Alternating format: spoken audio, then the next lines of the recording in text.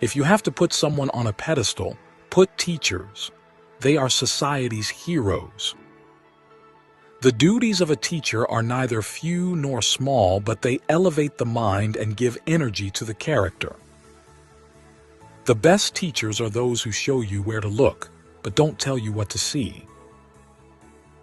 Better than 1,000 days of diligent study is one day with a great teacher. Your heart is slightly bigger than the average human heart, but that's because you're a teacher. Teachers can change lives with just the right mix of chalk and challenges. Teaching is the greatest act of optimism. One child, one teacher, one book, and one pen can change the world. Students, don't care how much you know until they know how much you care. It is not what is poured into a student that counts, but what is planted. Teachers have 3 loves: love of learning, love of learners, and the love of bringing the first 2 loves together. The art of teaching is the art of assisting discovery. Education doesn't just make us smarter, it makes us whole. Teaching kids to count is fine, but teaching them what counts is best. I am indebted to my father for living, but to my teacher for living well. A teacher affects eternity. He can never tell where his influence stops. I like a teacher who gives you something to take home to think about besides homework. I have learned silence from the talkative, toleration from the intolerant, and kindness from the unkind. Yet, strange, I am ungrateful to those teachers. A good teacher can inspire hope, ignite the imagination, and instill a love of learning. A teacher who is attempting to teach without inspiring the pupil with a desire to learn is hammering on cold iron. Good teachers know how to bring out the best in students. An investment in knowledge pays the best interest. Change is the end result of all true learning. Education is the passport to the future, for tomorrow belongs to those who prepare for it today. The roots of education are bitter, but the fruit is sweet. The more that you read, the more things you will know. The more that you learn, the more places you'll go. Live as if you were to die tomorrow. Learn as if you were to live forever. The learning process continues until the day you die. Education is not the filling of a pail, but the lighting of a fire. Develop a passion for learning. If you do, you will never cease to grow. Education is not preparation for life. Education is life itself. They know enough who know how to learn. Education is the ability to listen to almost anything without self-confidence. They cannot stop me. I will get my education if it is in the home, school, or any place. Education is the most powerful weapon you can use to change the world. He who opens a school door closes a prison. Education is the ability. Good evening, everybody. Could you please confirm if I'm audible? Could you please put a yes in the chat if I'm audible? All right. Okay. Thank you. Good evening once again. Thank you all for registering and attending this national level online faculty development program on outcome-based education, an application of generative AI in teaching and research, jointly organized by the IQAC of Vasireddy, Venkatadri Institute of Technology, Guntur, Andhra Pradesh, and the IQAC of Siddaganga Institute of Technology, Tumkur, Karnataka, in association with IPSR Solutions Limited. Today, we would like to welcome the resource person for today, Dr. Suresh Nambudiri, the Director of SPA Technologies, Pune, and all the FTP participants of today. Now, about this FTP, this is a one-week FTP program with live sessions from 7 p.m. to 9 p.m. And today we are actually on the 6th day of the FTP. Now, the fee for the LMS access and processing of certificate is rupees 400. All the participants who have paid the processing fee will receive the LMS access, the video recordings for all the days, and the provision to download your FDP completion certificate. The procedure for receiving the certificate will be informed to you towards the end of the FTP. If any of you are yet to make the payment and would like to get the access to the LMS and the certificate, you can make the payment of rupees 400 to the account details I've put in the chat. If you are unable to attend any of the live sessions, they will be available in the LMS. We have shared the LMS access details through email to those who have shared the payment proof in WhatsApp till yesterday. Those who have shared the payment proof in WhatsApp today will receive the LMS access details later in the day or by tomorrow.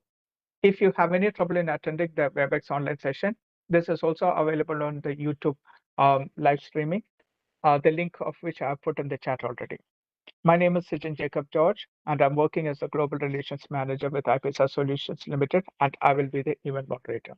Now, coming on to today's FTP technical session, the topic will be underlying threats of OBE, ChatGPT, and AI tools. This will be delivered by Dr. Suresh Namboothiri, who's the Director of SP Technologies, Pune. Dr. Suresh Namboothiri is a product design specialist in automobiles, consumer electronics, home appliances, computers, and telecommunications with over 30 years of industry experience. Currently, Dr. Suresh Namboothiri is working as the Director of SP Technology, Pune.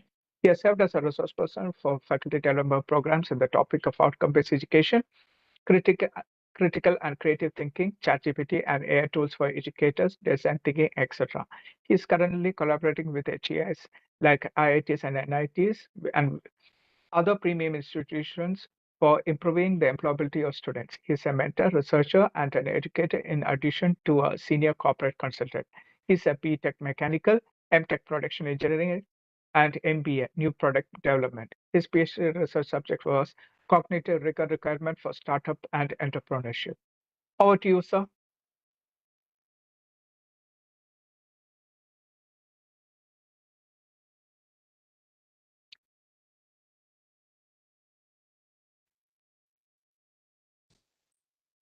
Thanks, Sijan, for the introduction, and good evening to all. I think we will wait for a few minutes for more participants to join, because what I am going to tell you today, it is very difficult to get from anywhere else. Therefore, a few minutes we'll wait and then we'll start, because we don't have time to waste also. So meanwhile, I will explain to you, means a recap about what we spoke that day. I think it was about 3 to 4 days ago. It was the second day of the FTP. Therefore, in between, you had some very nice sessions, so you would have forgotten. I was speaking that day about the application of artificial intelligence for high impact research. This is an area which is not even gone to most universities, professors, deans, and all, because they are still thinking that generative AI means copying from somewhere.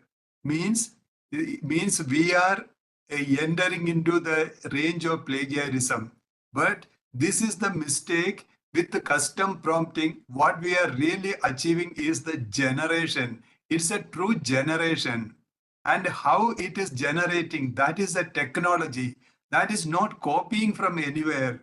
So how many days we delay to understand the secret of this generative AI, and how many days we delay to use it in our research, that much we are pushing our country backwards. That's all. It is exactly like when automobile came, when electricity came, when telephone came, when internet came, and when any new technology came. There were people, they were finding fault with that and blocking that. So generative AI, it's a very new technology, and there are certain faults with that, but there are lakhs of intelligent people working on that, and many of these faults or shortcomings, one by one, it is getting resolved. So therefore, for anyone with a little gray cell in their brain will decide to grow with this technology, not to stand and find fault with this technology. Therefore, it is very high time any researcher or any faculty member with self-respect, any faculty member who wants to contribute to the body of knowledge, it is very important to understand generative AI and to use it for research, paper publication, and for teaching their students. So today in this program means I have 2 hours here. In this 2 hours, how I am structuring this program, I will tell you first. First, I am going to speak about prompting. This is what the promise I made that day, the second day of this FDP. I will speak about prompting, and more than prompting or through prompting, what I am going to explain is the possibilities of AI. Possibilities. See, you have got an Android phone or an iPhone.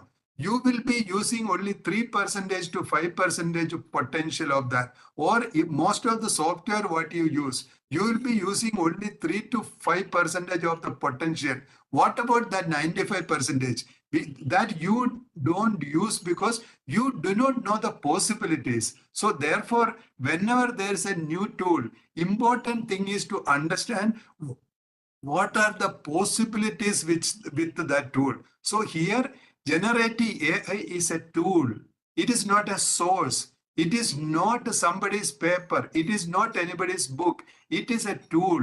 So it is our ability to use that tool. So for using that tool, we should understand the possibilities. So now it is 7:07 and till 7:40, I am going to speak to you regarding various ways of prompting and we will see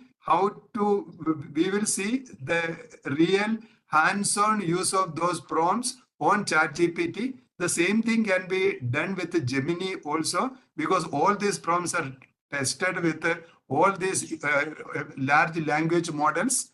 So therefore you can use it. Then from 7:40, I will show you some of the very unique uses of generative AI for education and for research. And I will continue up to 8 o'clock. From 8 to 9, I will speak about OBE and application, how AI can be used for qualitative side of OBE. I am not speaking about the quantitative. I am not speaking about the calculations, because that Dr. Mendes Jacob has explained very nicely yesterday. So today I am going to speak to you regarding qualitative. Why? Wherever I go, wherever I go, and when I speak to senior professors, they all show one type of frustration. What is this OBE? We are only doing calculation. But OBE is not about calculation. There is a qualitative side for that, and we are ignoring it, or we are forced to ignore it. So I am going to speak about that. That is the reason the title of that topic is underlying threats of OBE. So as I said, let us go to the first side of this. It is prompting or prompt engineering. And if anyone has already attended this program, I am going to explain little more things about this prompting, and I am going to speak about from 7:40 to 8. I am going to speak about 52 new possibilities. Those possibilities were developed by me, because last 1.5 years I am working on various aspects of generative AI. So these 52 are totally developed by me, and whatever I speak today or in these sessions, you won't find it on internet. So therefore my request is that you please listen, and I will tell you my phone number once again, or I will put it in the chat box, so that you can call me and you can ask clarification. I am writing my number again.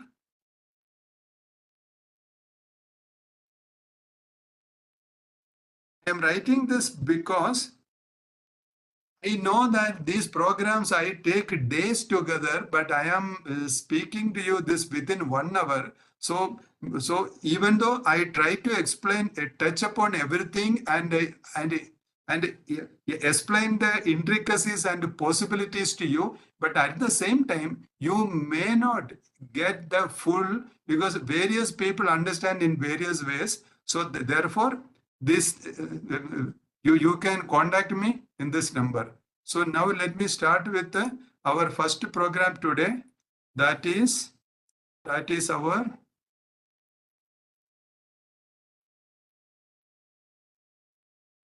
prompt engineering.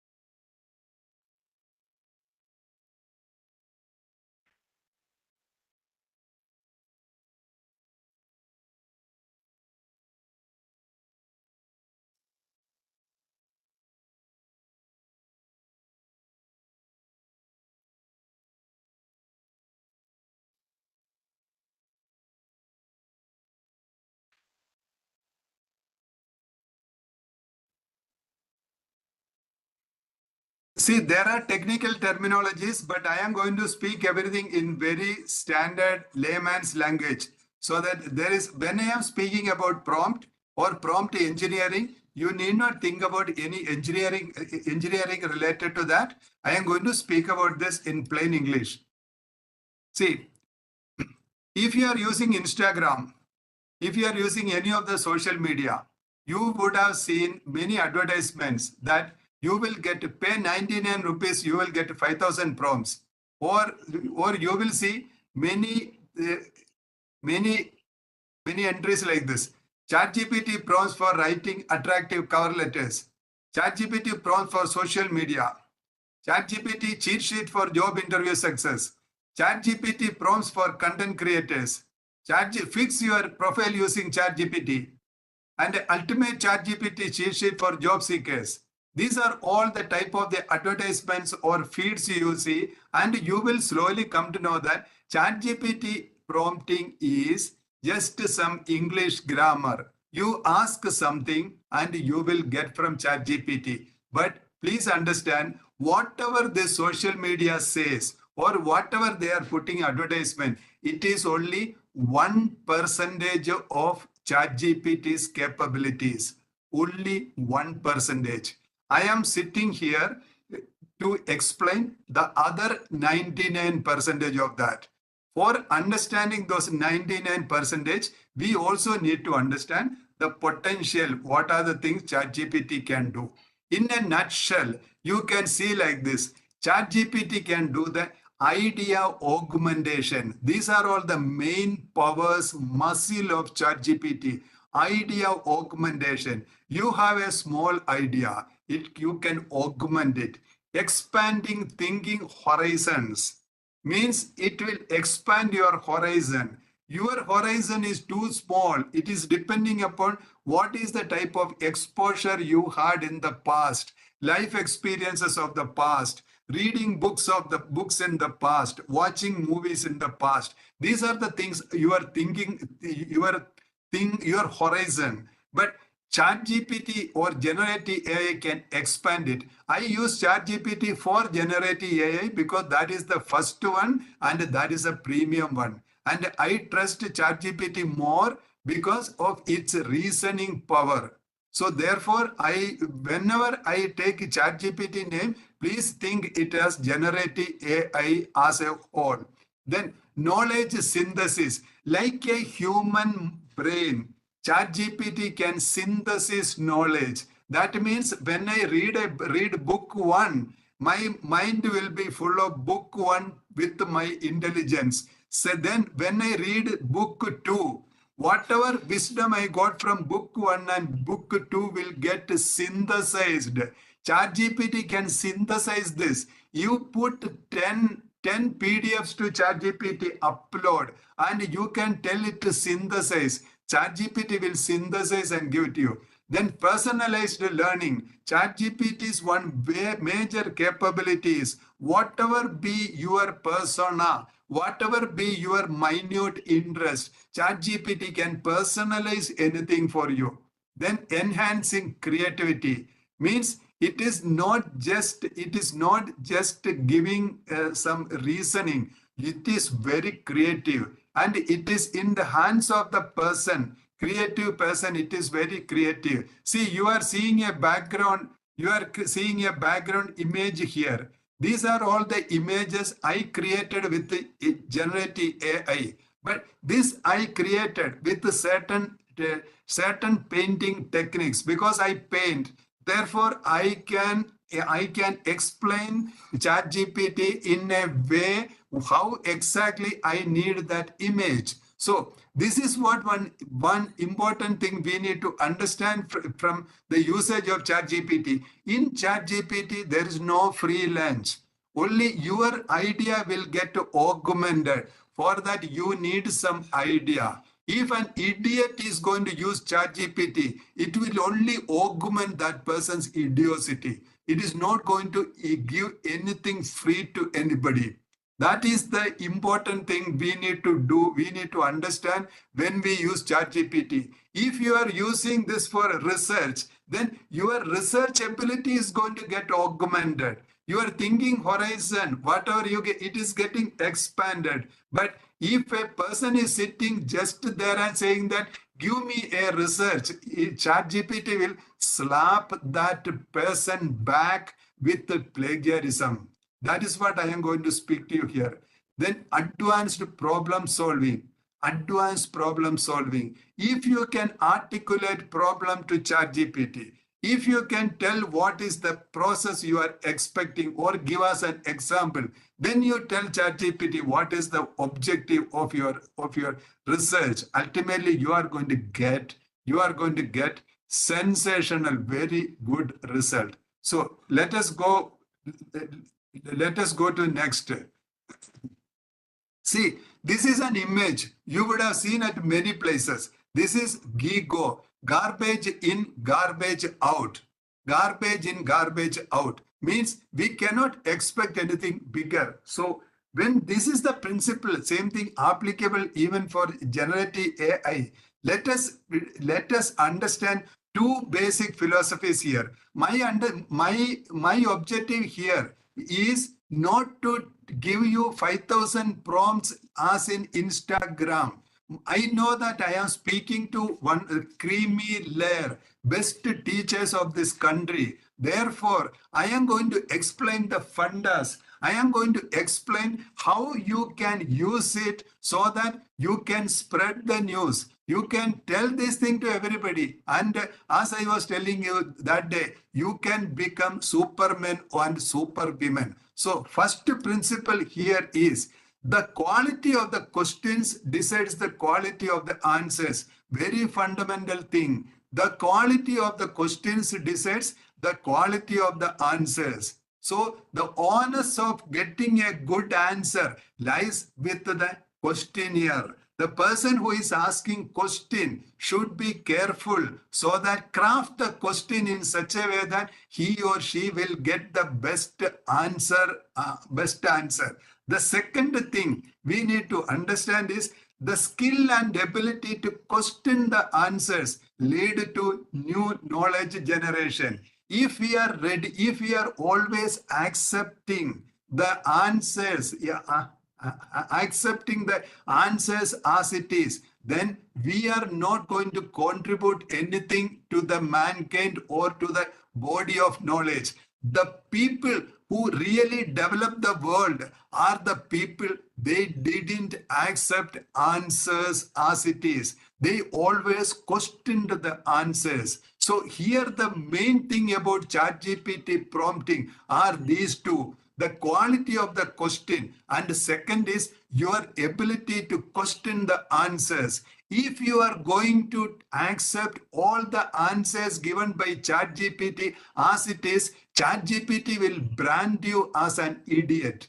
ChatGPT wants people who are fighting with the ChatGPT intellectually. So when you do like that, you see what type of a response you are getting from ChatGPT. It is way ahead of this. It is highly intelligent. As I was telling you that day, ChatGPT is a library. It is equivalent to 2 kilometers wide and 40 kilometers long, and everything is kept as a loose information. And with a correct prompt, you can get the information, you can generate information the way you want. So therefore, please make sure that these are all the fundas you please understand. So next, I am going to show you here this asking question.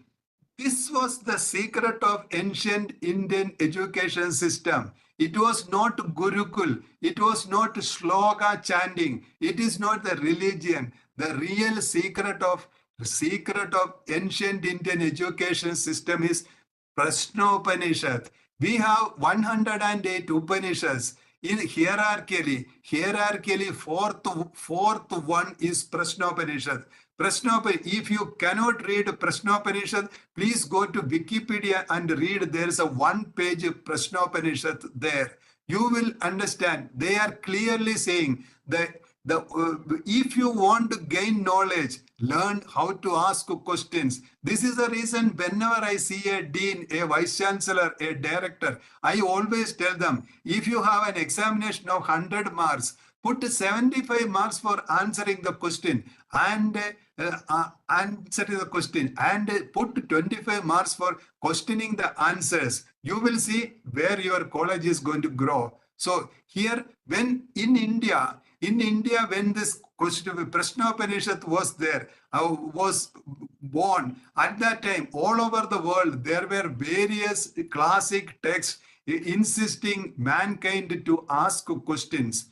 Now, the second important point that is also linked to our ancient Indian education system, most important thing is Vada, that is debate. In ancient Indian education system, the learning happened through dialogues or through debates. So when someone is entering into debate, that person is at the zenith of his preparation, because I have to answer within 4 to 5 seconds of listening the question. I will become a better listener. I will formulate the responses quickly. I will know how to articulate based on the person in front of me, and I know how to take care of the things so that I will be ready with the rebuttals. These are all the things, highest level of cognition. Highest level of cognition. I am going to show you in the second part of my session. The speaking is the most important ability or differentiating with the other of human being and other species on earth. We are intelligent because we are able to speak. As they tell in English, the brain is at the tip of our tongue. When we are speaking about something passionately, at that time, our brain is going to give new ideas. That is the reason brain is at the tip of our tongue. So one important thing about any education system is teach how to speak, that to extempore speaking. So with this, I am going next to our hearing more details. So first, let me tell you exactly what is a prompt. Prompt, you need not worry at all. Prompt is just an instruction, an information, or a nod to someone who is reluctant to do something. Means in a very simple way, prompt is an instruction. Prompt can be an advice. Prompt can be something. It will make someone to do something. This is what prompt.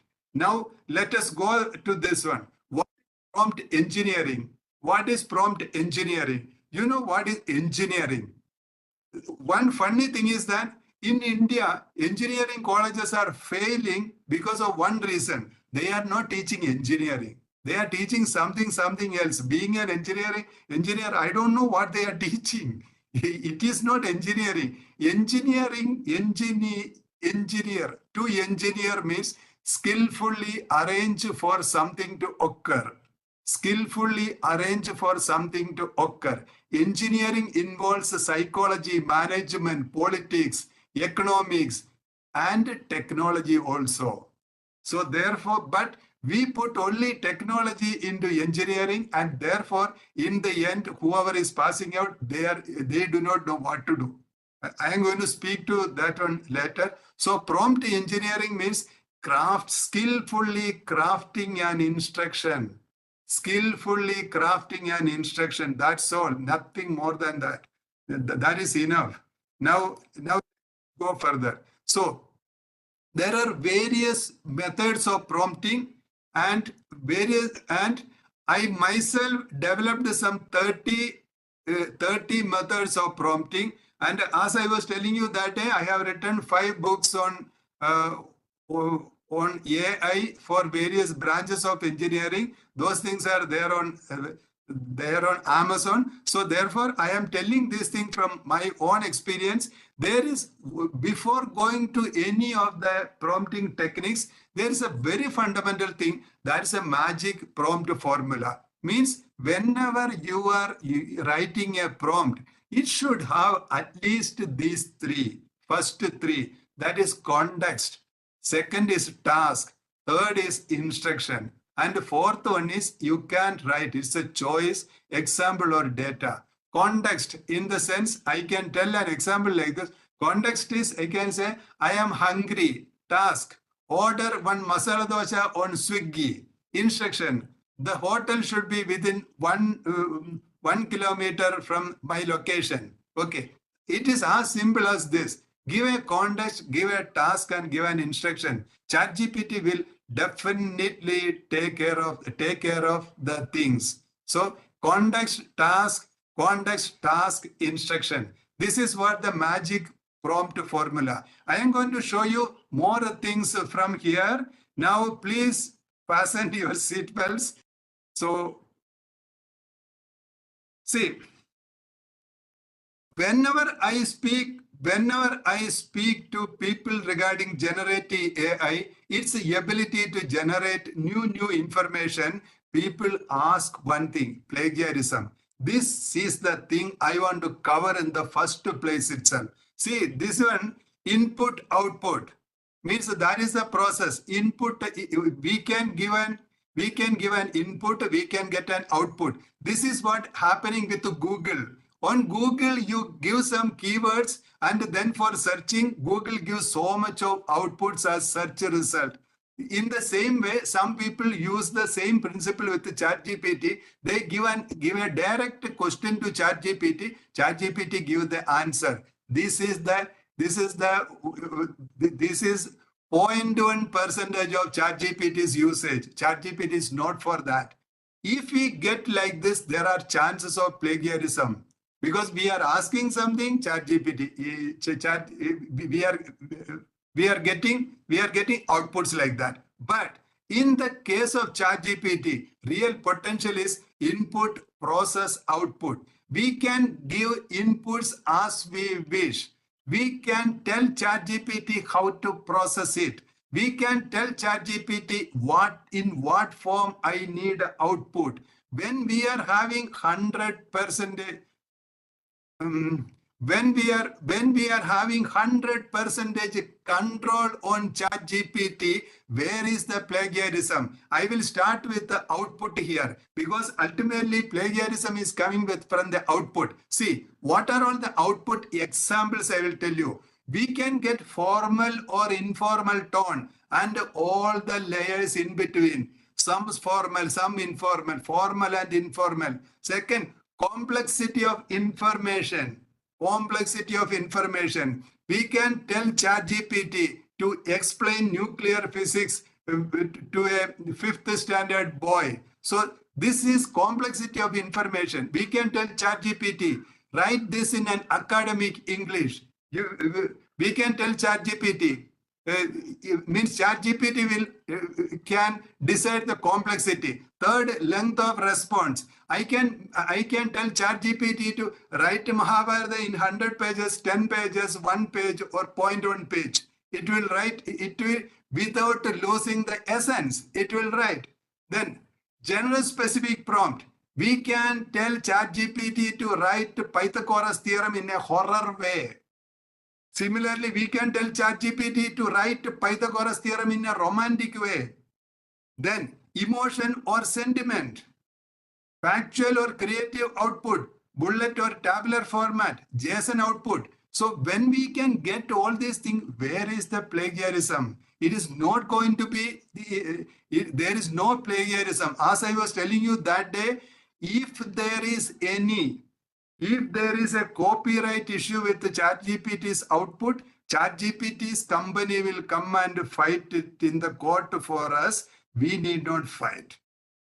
So this was the thing. Second, and an important step in prompting, I wanted to tell you now. If you do not know this particular thing, please change your prompting style from today. You must give a role or persona to ChatGPT while giving prompt. For example, ChatGPT has got this particular behavior. You tell ChatGPT you are a chore, means you are a thief. ChatGPT will believe it is a thief. You tell ChatGPT you are a police. From that moment, ChatGPT will believe it is a police. So each and every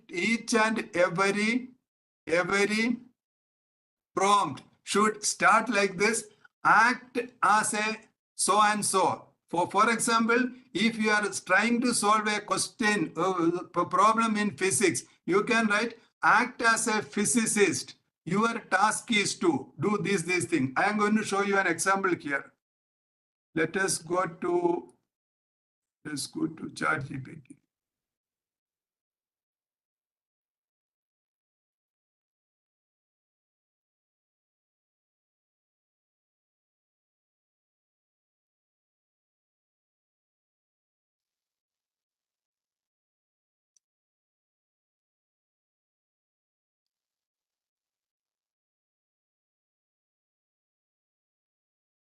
I am going to ChatGPT, taking a new chat, and I am writing like this. See, act as a humorous storyteller. All these things should go like this. Your task is to narrate a suspenseful tale about a detective solving a mysterious crime in a sleepy coastal town. This is very, very important. My request is, from today, any prompt you write, please give like this: act as so and so, and your task is to. This will give much effective responses than when you are going directly. This is very important. Any prompt you use, you give a persona to that. It need not be a persona, even it can be a situation. For example, and one thing you need to take special care here, if you are changing role. For example, sometimes I write about higher education. Sometimes I think I use ChatGPT for research. Sometimes I use ChatGPT for story writing. Sometimes in this way, various ways I use. At that time, I change the role. And before changing the role, I use one thing. Please forget all previous instructions. We have to tell ChatGPT, please forget all previous instruction. Otherwise, you are telling ChatGPT to become a thief. Then in the second or third, you will tell ChatGPT to become a police, so that there will be conflict of interest there. So you should not go for that. always give that, always when you are changing the role, you have to tell ChatGPT, this is, please forget all the previous instructions. Now I am coming to the next. Here it is let us think step by step. That is chain of thought prompt. This is a very interesting thing, because you, from now, if you know this particular, if you know how to use this particular prompt, there is nothing in the world which is not comprehensive to you. Means you take any complicated problem, any complicated concept, put it on ChatGPT and tell ChatGPT, let us think step by step. It will explain in a way the best guru in the world can explain to you. Explain to you. I will tell you an example. Just to see this, you can ask ChatGPT, what is the diameter of the moon? Your ChatGPT will give you an answer, but you tell ChatGPT, ask, what is the diameter of the moon? Let us think step by step.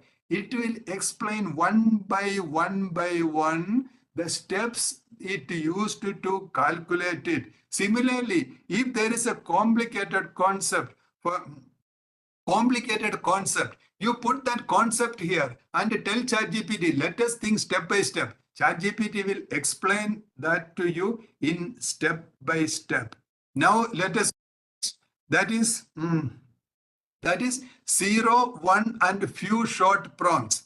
Don't get confused with the big terminologies, because these are all coming from machine learning and natural language processing. Nothing to think about that. I will tell you what is this. When you tell ChatGPT, when you ask a question or giving a prompt to ChatGPT, if you can give an example, ChatGPT will be very happy. ChatGPT knows what you are expecting.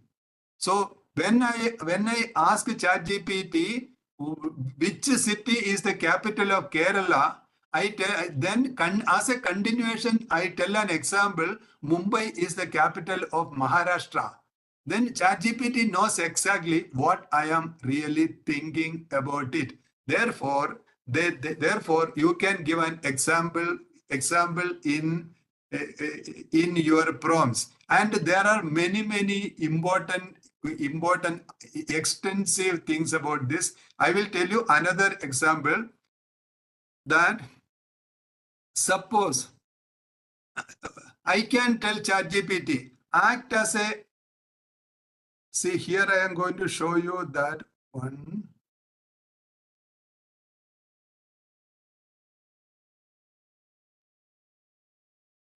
I am going to ChatGPT. I am giving a prompt here. Create a recipe for chicken salad. Okay.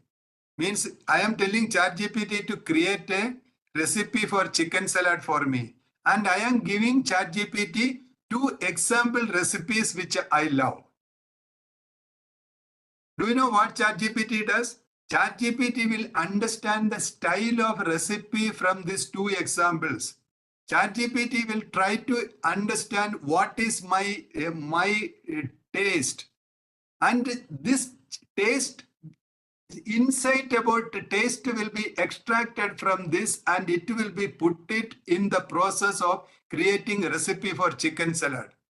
This is what the human thinking ability built into ChatGPT. This is the ability we can use for our research, use for our investigation, use in our classrooms. I am going little far here. Now this is an interaction prompt. Interaction in the sense, ChatGPT is not a unilateral thing. It's a highly interactive.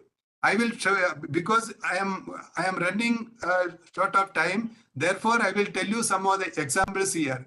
I can tell ChatGPT, see, for example,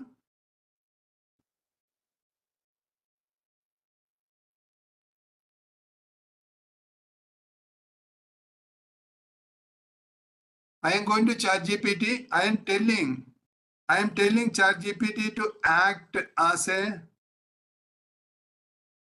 a chemistry lab instructor. I have to perform a salt analysis. I am given with a substance whose description is given below. Please guide me how to do the salt analysis till the end. That means guide me till I identify the salt. ChatGPT will, like a lab instructor, stand beside you and explain exactly, do this and tell me the result. Do this and tell me the result. Based on this, ChatGPT will take you to the conclusion of finding the salt. Similarly, you can put ChatGPT as a moderator in a brainstorming session. You can put ChatGPT as one of the participants in a brainstorming session. You can make a ChatGPT for a VVIT examination. And this VVIT examination can be programmed in such a way that that you can give 2 attempts for telling the right answer. Then if the right answer is still not coming, it can give a hint. You can program in that interactive way. You can use ChatGPT to create interactive quizzes. You can program ChatGPT in such a way that the first question should be from the comprehension level of Bloom's taxonomy, and if the student is not answering correctly, then the next question should be from remembering. And if the student is telling right answer from there, then go to the third level. And for all correct answers from remembering, give 1 mark. From comprehension, give 2 marks. In this way, you can program ChatGPT in various ways and for interesting, exciting situations in classroom. Now, let me go ahead from here. That is, okay.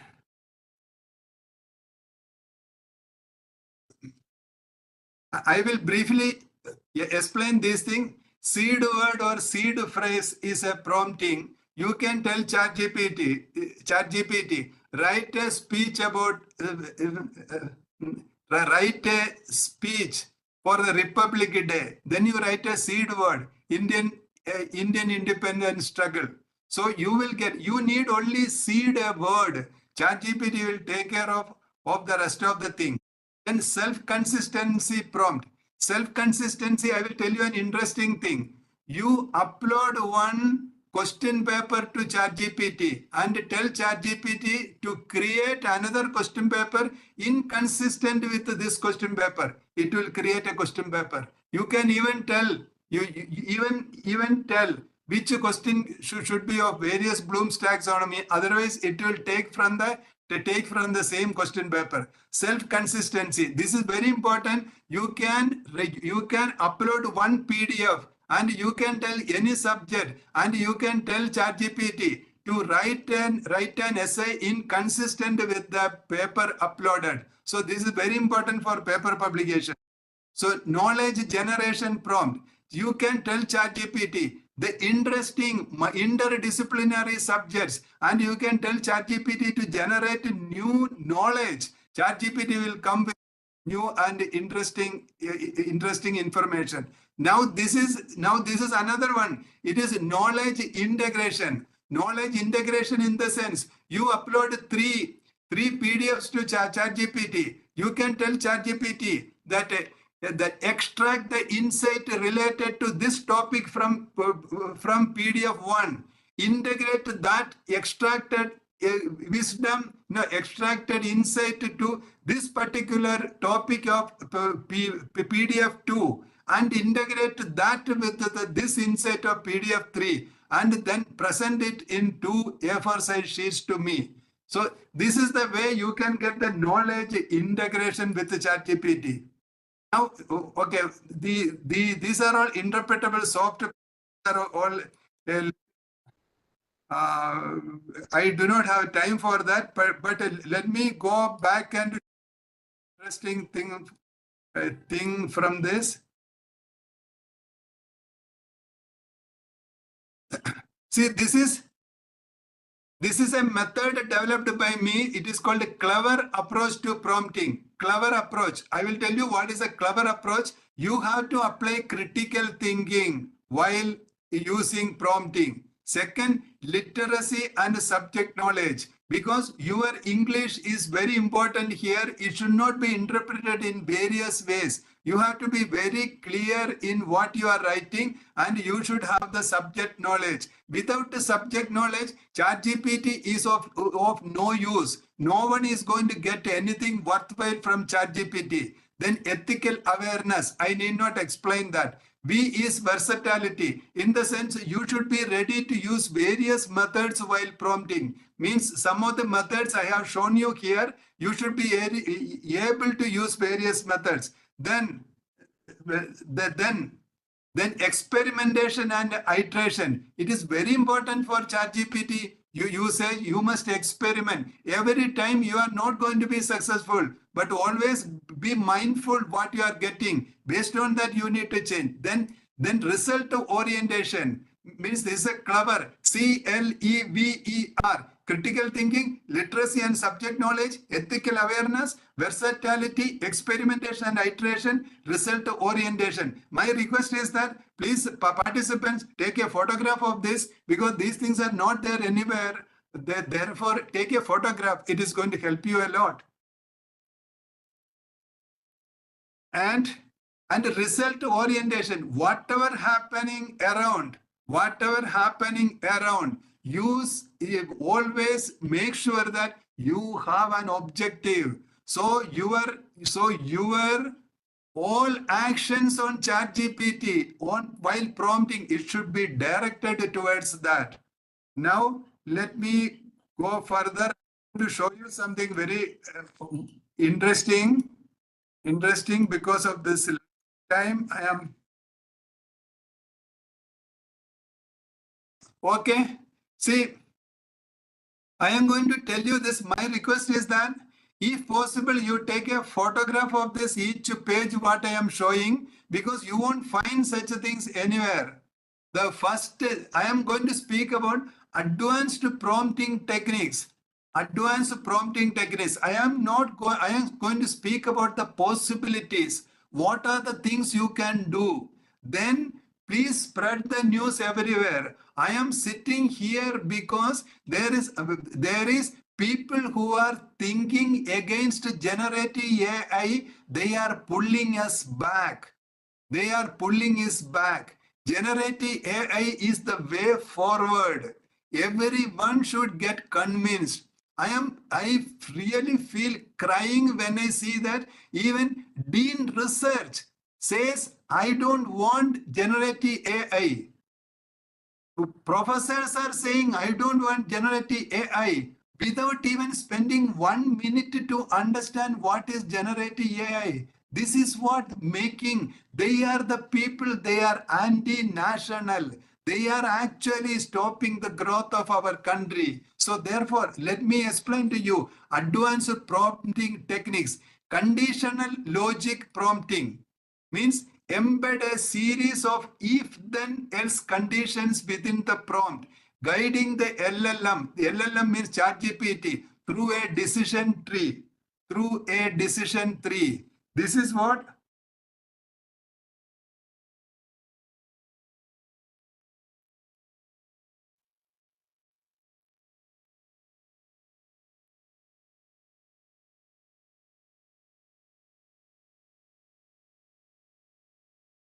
See,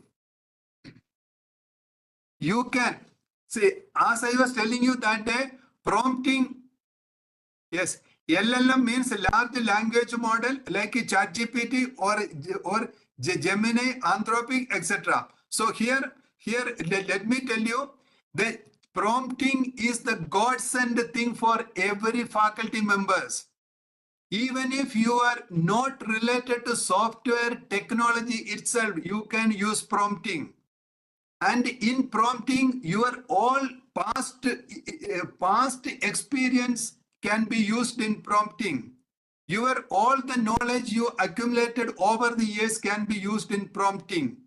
And that is the magic. I request every teacher here, whether it is a Malayalam teacher, English teacher, biology teacher, zoology teacher, these are the type of domains people normally or traditionally are not prompt coding. Therefore, this is the godsend of the opportunity for them. Enter into software now. Make best use of generative AI. This is the one. Now, this is conditional logic prompting. In writing, you can put if-then condition. Given an I am going to tell an example. Given an urban area with high pollution levels, if the primary source is vehicle emission, suggest a plan focusing on public transformation improvements. If industrial emissions are the primary source, see, you are putting if-else condition inside prompting and see the result what you are getting. Now, second one, sequential task analysis. Outline a complex task that require completing subtask in a specific order, where the outcome of each subtask influences the next step. This is sequential task analysis. Then problem solution chain means the method of prompting. Present a problem and guide in the LLM, that is ChatGPT, through a series of solutions where each solution presented introduces a new problem that needs solving.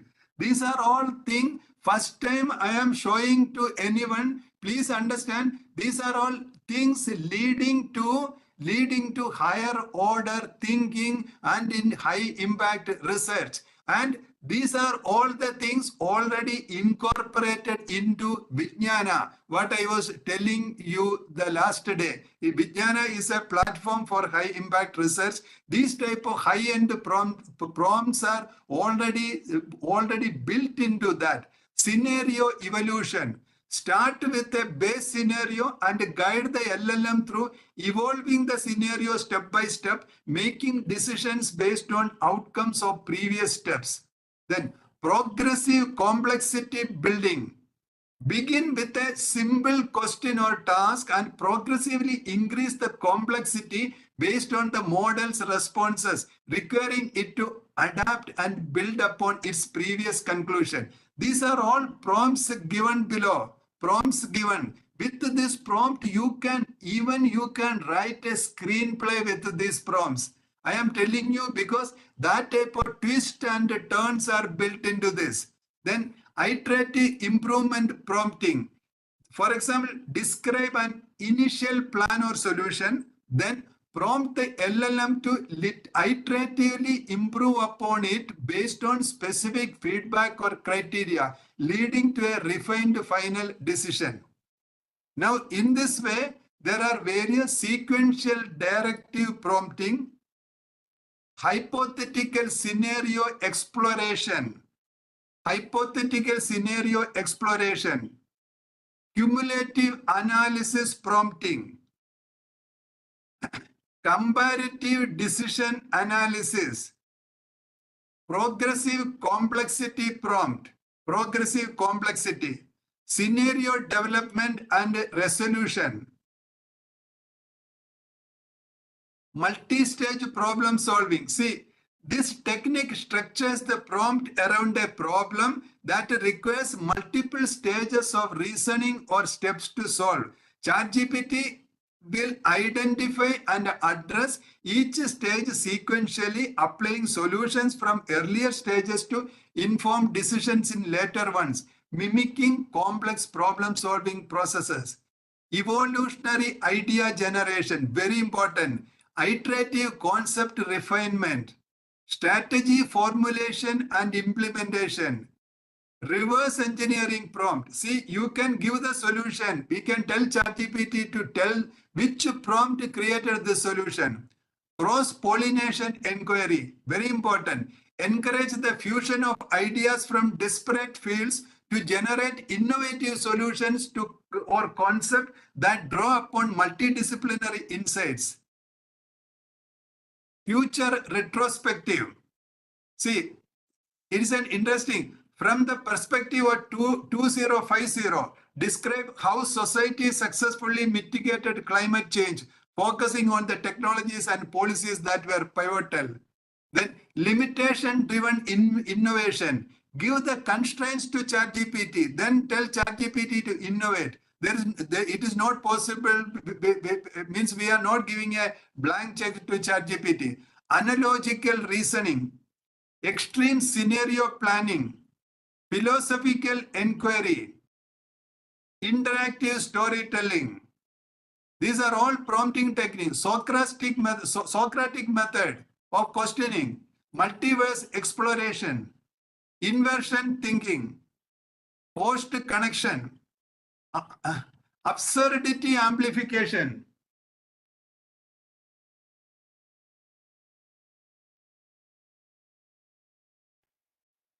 Now see this historical what ifs,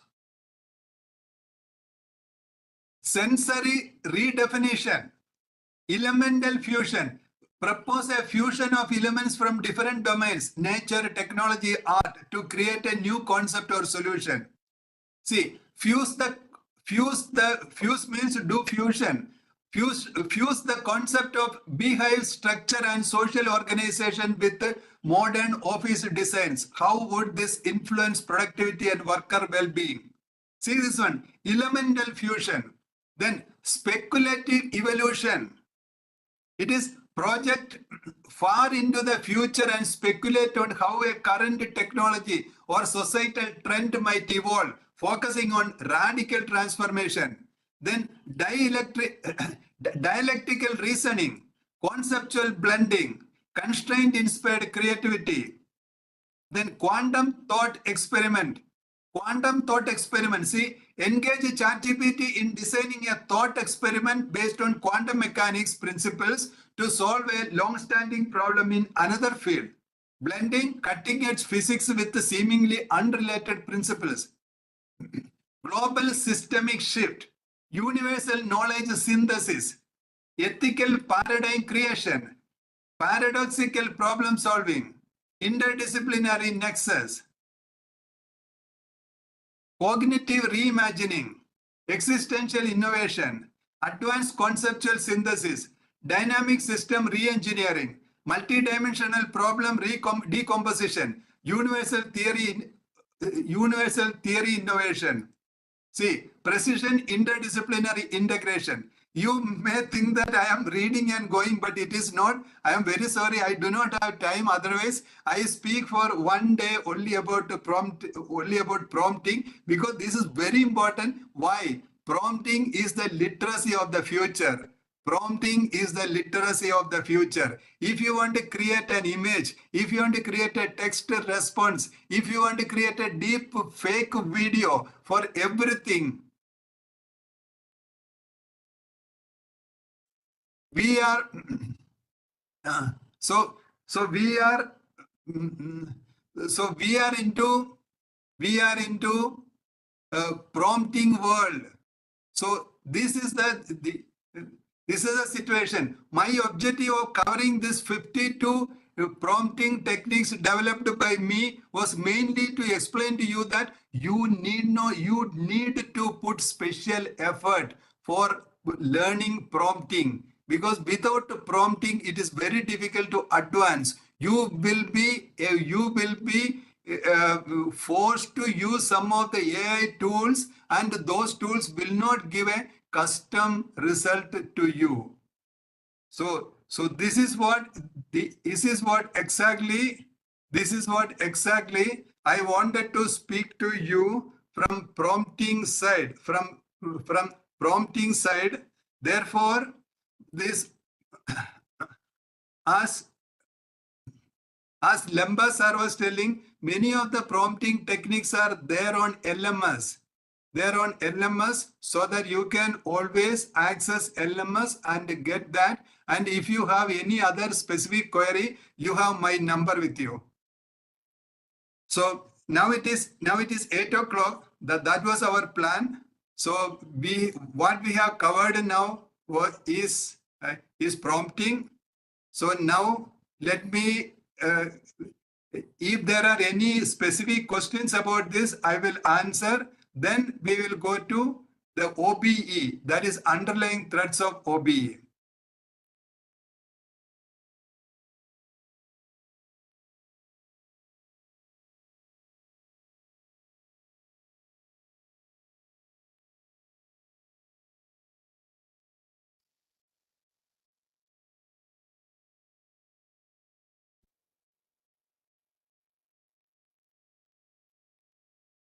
Are there any questions on this?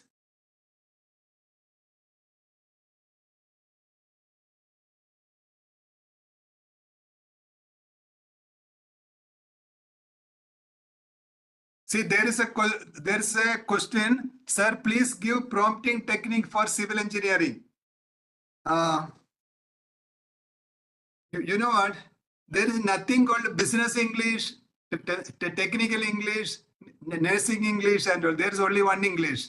And when you know that English, when you know nursing, you know how to use that English for nursing. Similarly, important thing is using prompting for means understanding the possibilities, understanding prompting, and you already know civil engineering. So therefore, you are going to become very very good with the ChatGPT and generative AI in civil engineering.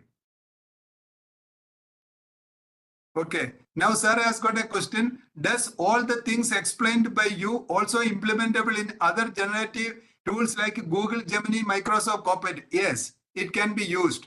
Prompting techniques are same. Then only one thing you need to take care, as I was telling you, in that clever model. In that clever model, this important thing is E, that is experimentation. Model to model, based on the way in which they created that LLM, there will be a difference in character. So certain type of answer you get from ChatGPT, you will not get from you will not get it exactly from maybe Gemini, because the way in which it is made is different. Similar thing I will tell you. Today, I was testing with the same prompt with the ChatGPT 4 and ChatGPT 4o. ChatGPT 4o is giving in a different way, and ChatGPT 4 is giving in a different way. So therefore, based on the model you use, you need to try. Any more questions this regarding prompting?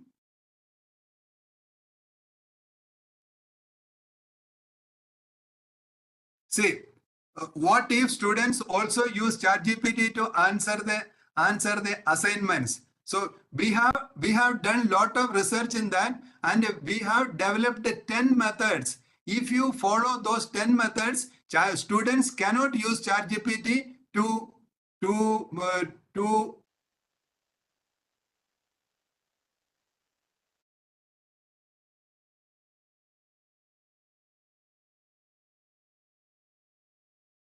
for pedagogical excellence. So it is part of that. These are the 10 different ways you can use, so that students will not be able to use ChatGPT or generative AI for their assignments.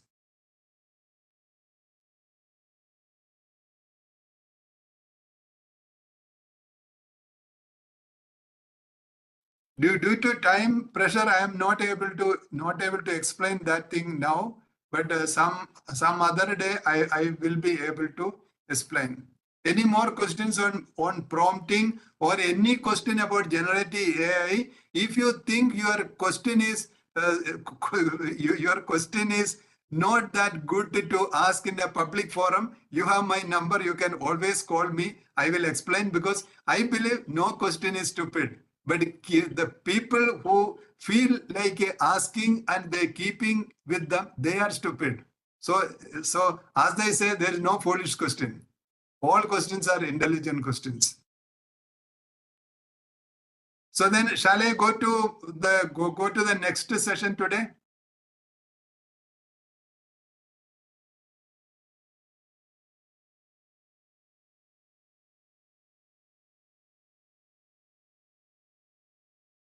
Okay. I think you can proceed, sir. Okay. No questions.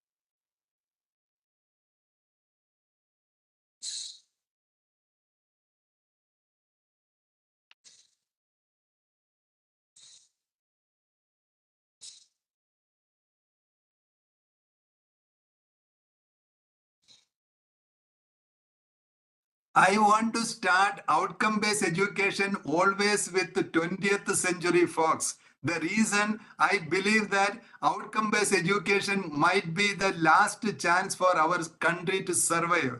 The reason is that the OBE has got everything required to save our education, save our system, save our society, and save our country. If we are doing it well, even we can contribute for saving of the mankind also. I will show you why this.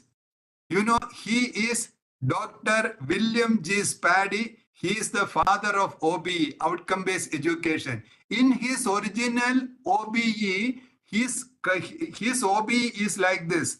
First is exit outcome, then program outcome, then course outcome, then unit outcome, then the lesson outcome. But what did we do? We are not speaking about exit outcome. We are only starting from PO. That is the problem. Exit outcome is the outcome a student, he or she, when he or she exits through the gate of the institution after carrying a degree, what that particular person is. This was missing from our system. But last year, 2023 end, Ministry of Education totally changed that. Each one of you should be aware of that. This is what they introduced in 2023. It is going to come to our colleges everywhere, and that is called National Higher Education Qualification Framework, NHEQF. They made some level descriptors. Level descriptors in the sense 5.5 for bachelor's degree, 6 for bachelor's degree honors with research, 6 for postgraduate diploma. That means honors, bachelor's degree and postgraduate diploma, they are having the same descriptors. Then master's degree, MA, MCom, etc. Master's degree, then these two are having descriptors level 6.5. Then for master's degree, ME, MTech, etc. Of 2 years, they are having the descriptor level 7. And 8 for PhD, that is research scholars, doctoral degree should have the level 8. And they have clearly explained what should these people should be doing for exit outcome. This is what they call program descriptors, NHEQF descriptors levels. So I will show you an example here. Now let us see graduation. That is bachelor's degree honors. That is 4 years bachelor's degree. It is a descriptor level 6. It should have this particular thing. For example, they should have knowledge and understanding of this. General, technical and professional skills required to perform and accomplish tasks. 2. 3. Application of knowledge and skills. 4. Generic learning outcomes. 5. The graduate should be able to demonstrate the willingness and the ability to these things. Then employability and job ready skills and entrepreneurship skills and capabilities, qualities and mindset. This is what exactly they say when they say descriptor level 6. This is what they ultimately try to achieve through outcome-based education. These descriptors are coming from new educational policy, that is NEP 2020. So this descriptors are going to be the objective. Means why are we teaching? Why are somebody coming to our class? Why somebody is sending students to our class? There, everybody's objective is met with this descriptor. So achieving this descriptor is going to be the key. And here we need to understand an important point. I know that many university top leadership, professors and deans, they are sitting here. Please understand, this is the important thing for differentiation. If you want to make a differentiation for your college in this crowded educational market, if you want really to compete with the rest of the educational institutions, if you want to survive in this foreign universities onslaught, foreign universities are coming here, then your main differentiator is going to be your ability to give or ability to attain these descriptors. And where artificial intelligence can play very, very important role for achieving these descriptors. Now, let me ask you, why are government saying like this? Because I see many teachers, they really do not know why graduate attributes, why are we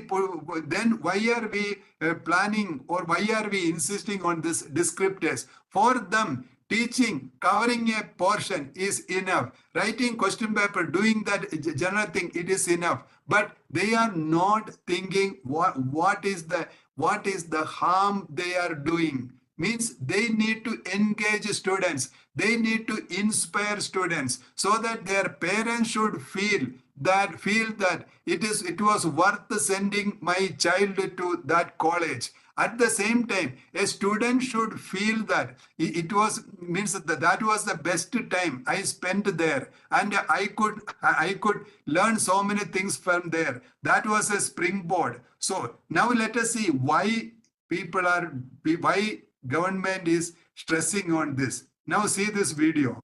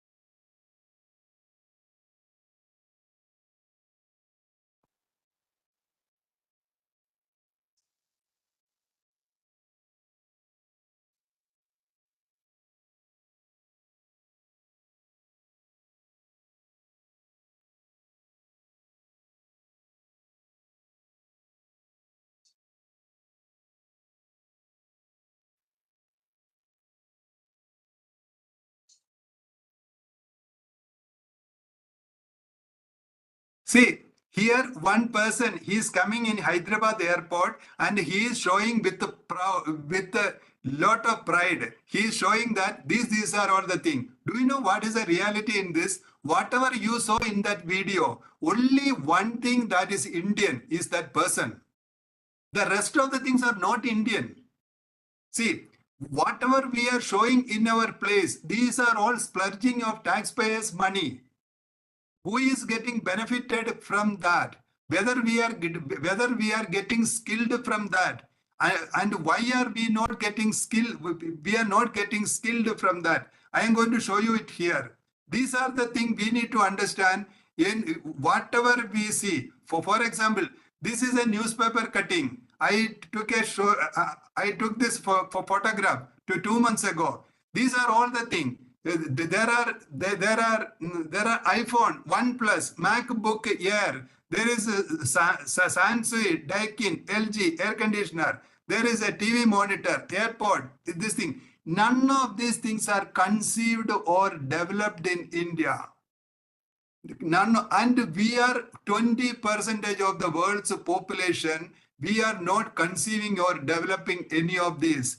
And why should we do? And second thing is that here you see 10% instant discount with the SBI card. State Bank of India is a government bank and their maximum money is spent for helping our people to buy the foreign products. We are not getting, a small scale industry is not getting that loan, or they are not able to use it. I will show you the skilling side of this. This is what I have taken a screenshot from NDTV. NDTV, you will see all the tech trends. Nothing is there Indian. Everything is important.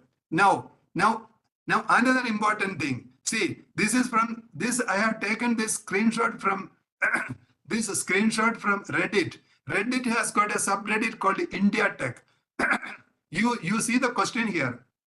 They are asking which operating system is better. Apple iOS 17, Samsung One UI 6, Xiaomi Hyper OS Control Center. Who did it better? In this, what are we showing? We are claiming to be good in information technology for the last 45 years. People started with the computer. They are having hair like mine, gray hair full.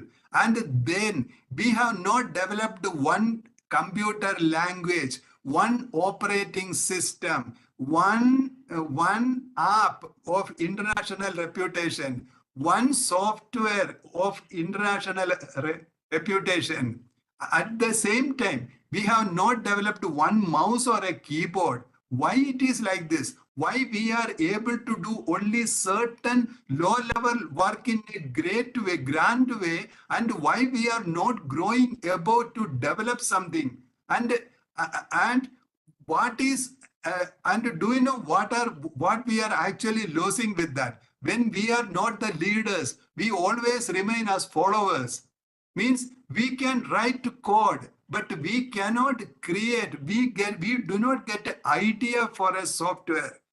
We can similarly, we can sit in the factory and work, but we are not getting idea to create something new. Why are we going down like this? This is what we need to think from the OBE point of view and the descriptor point of view. Let me speak to you regarding this. This we need to take important message, because India has got more than 2,000 colleges and universities giving a degree called Master of Computer Application.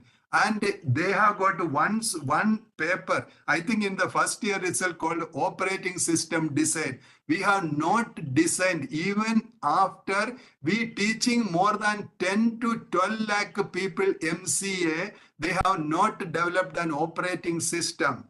Right from 1978, IIT Bombay has got a BTech Computer Science. We have not developed a computer language.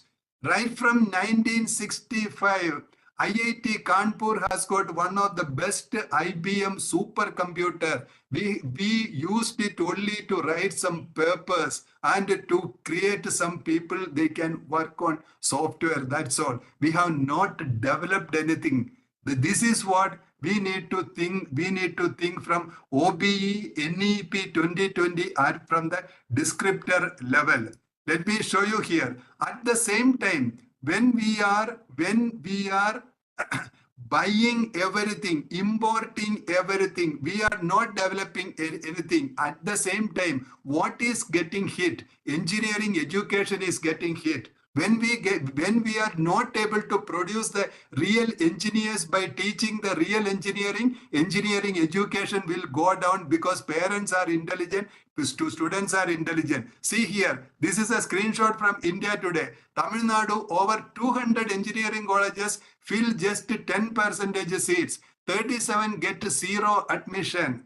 37 engineering colleges, just imagine buildings. They got zero admission. This is what happening in 2023. That is in the current academic year. This is what exactly happened. At the same time, you please understand, we say we are making iPhone here, but last 6 models of iPhones are being made here. But did we learn how to make an iPhone? But that is not the way China or Taiwan or South Korea or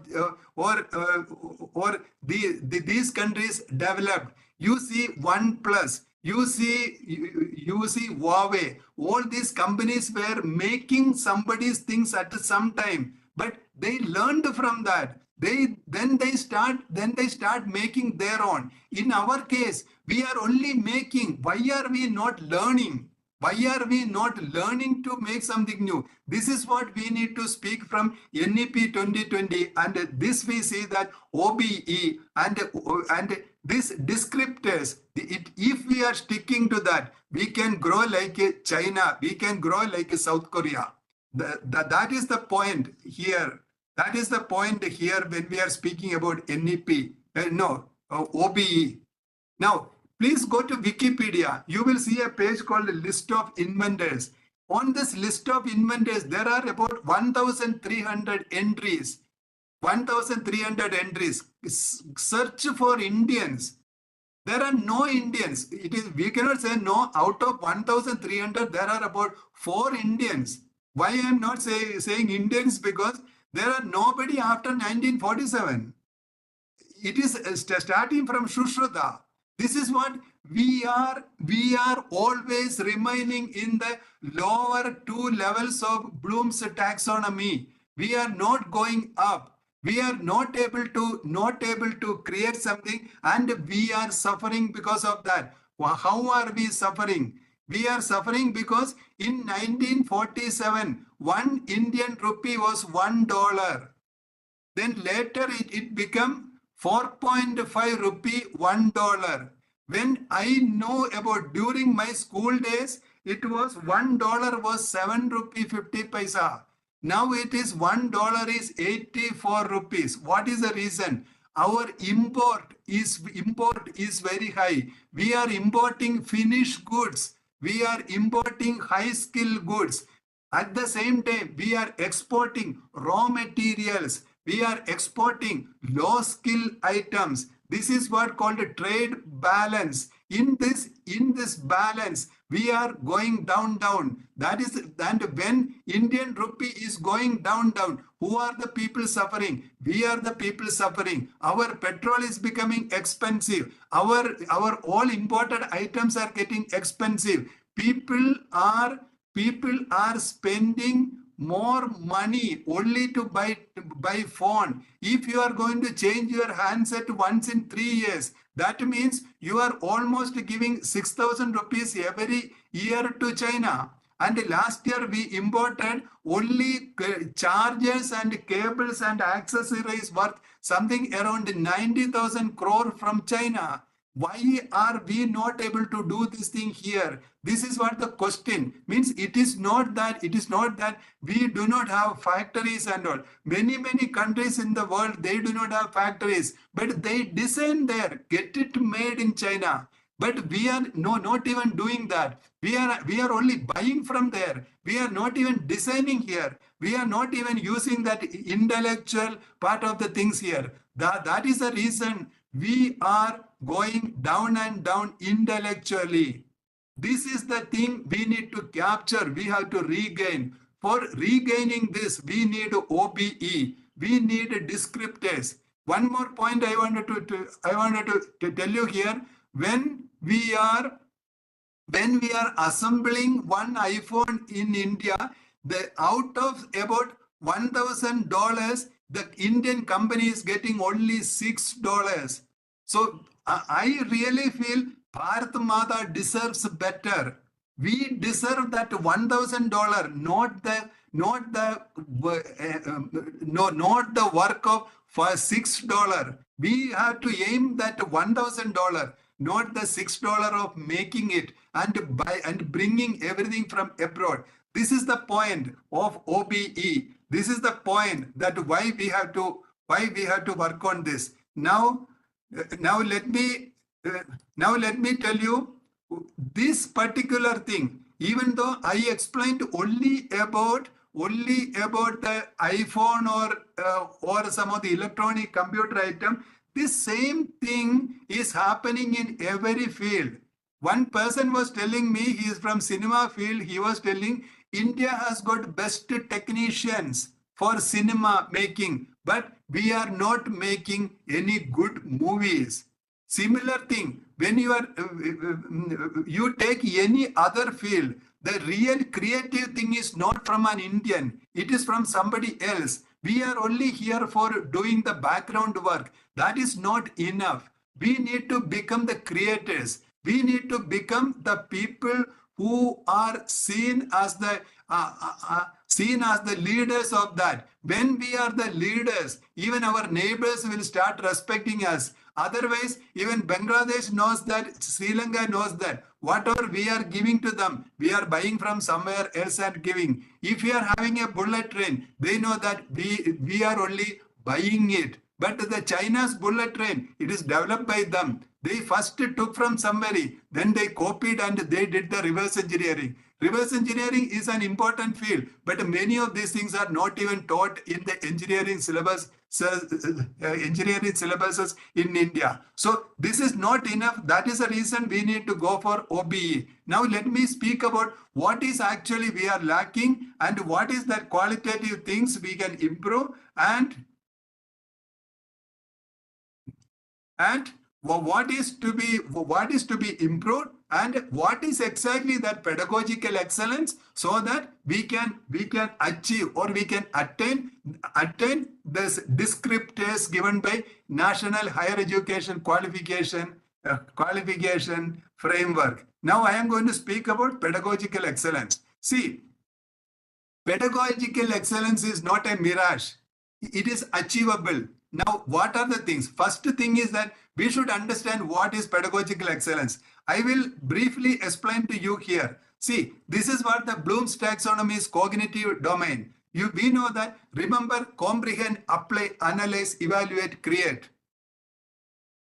So, I am going to show you a survey result later, but educational means excellence means we are taking the student from remember to create.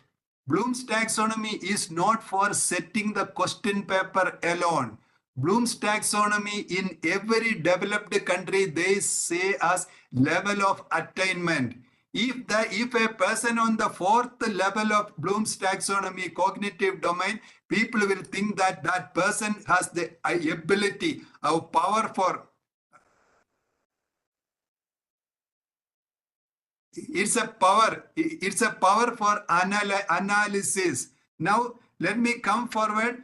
This cognitive domain of Bloom's taxonomy is the only thing taught here. But you know what? The most important domain of Bloom's taxonomy is affective. That is the second one. Because every teacher need to understand the affective domain of Bloom's taxonomy. It is receiving, responding, valuing, organizing, characterizing. Means if you are teaching to a student or to a class, their first good response about this is they are receiving your lesson, they are receiving your talk. Then second thing is they are responding to you, asking a question, nodding their head. That is responding. Third thing is valuing. Means they are showing that your lesson is valuing that type of behavior you are seeing. Organizing, in the sense they are giving priority to your class, your teaching. Characterizing means that person is actually becoming the whatever subject you taught. So this is what the important thing. How many students can come to this top level of characterizing? I traveled to about 22 countries. I worked with the engineers of about 10 to 12 countries. I will tell you, whoever I used to work with, they are all characterizing. They are all internalizing that subject. They all know that subject well. Each cell of their body represent their domain. Means I am not telling that they are all robo or something, but it is something like a dedication we are seeing there. So I always believe this second domain, that is called Bloom's affective domain, is the most important domain in out of these three. So characterizing, unless we characterize something, we are not going to create something out of it. Unless we characterize, someone is not going to see us as a role model. So the important thing, like Swami Vivekananda said, a lighted lamp only can light another lamp. So when you become the character, when you inculcate or imbibe and you become the embodiment of that, then you will be the role model for many more people. So that is what required through pedagogical excellence. So when it is coming to psychomotor domain, this is equally important. It is not taught here at all. First, we have got a reflex movement. It is and basic movement. These are all simple. Then perpetual abilities, physical abilities. I am going little fast. Don't complain that if I had time, I would have definitely explained more because I know that you are all sitting extra work by sitting in front of a computer from 7 to 9. So therefore, I am giving this information to you. So, and you have my phone number so that if you find any problem anywhere, I will respond to you. Then this is what the Bloom psychomotor. Now, let me tell. See, this is an important thing I wanted to show you because I know many of the participants are from engineering, management, science, etc. See, when we are seeing an iPhone, we are only seeing the iPhone. It is something like there is a ship. You are seeing only the top of the ship. You are not seeing the things below the ship. So this is what, when you are seeing a mobile phone here, there are many things invisible.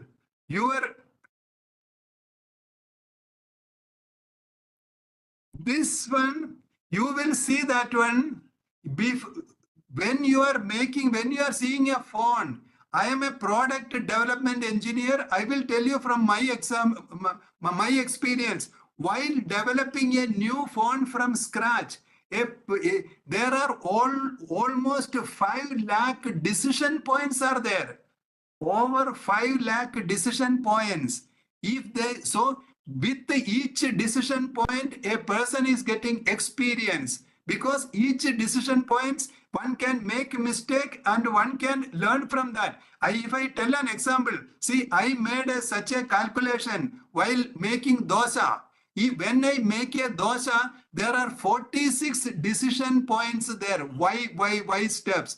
It is right from selecting the right rice to the right dal and soaking for the correct time and putting it in the proper proportion to putting in the mixie. Each are decision point. Anywhere we can make a mistake, but making a dosa is actually, it is there in our blood. So we are not counting those 46. But when we are making a mobile phone, there are more than 5 lakh decision points there. That is the place we get skill. That is the place we get experience. It is not the place in which there is a Foxconn factory. There people stand in the queue and there's a Taiwanese Chinese people only use our youths, our Bharatama's children's muscle. They are not using the brain. In such a place we need OBE. We have to